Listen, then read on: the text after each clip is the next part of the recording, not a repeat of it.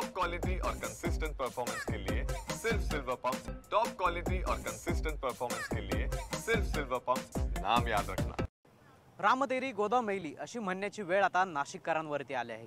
त्यामागचं कारण म्हणजे माझ्या पाठीमागे पाहत असलेली ही नाशिकची गोदावरी नदी आहे आणि या गोदावरीचं दृश्याच्या माध्यमातून आपण जर बघितलं तर अतिशय आपल्याला गटरगंगासारखं झाल्याचं बघायला मिळत आहे। या ठिकाणी पानवेली ज्या आहेत त्या देखील वाहून जात आहेत।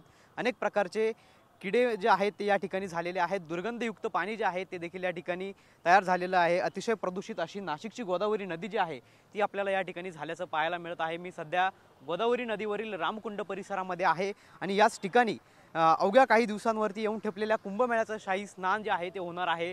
मात्र त्यापूर्वी आपण नाशिक शहरातील या गोदावरी नदीचं दृश्य पाहत आहोत। अतिशय विद्रुपीकरण जे आहे ते आपल्याला या गोदावरी नदीचं झाल्याचं पाहायला मिळत आहे।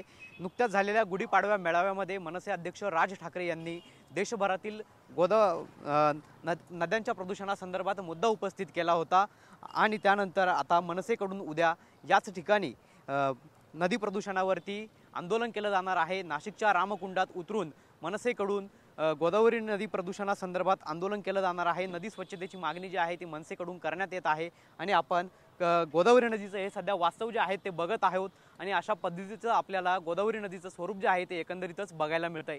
कॅमेरा पर्सन आकाश अवलीसह पवन येवले, TV9 मराठी, नाशिक।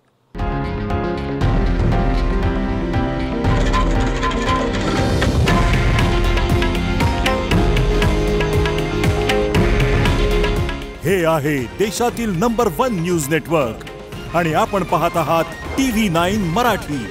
काळजी तुमची, हित महाराष्ट्राचं।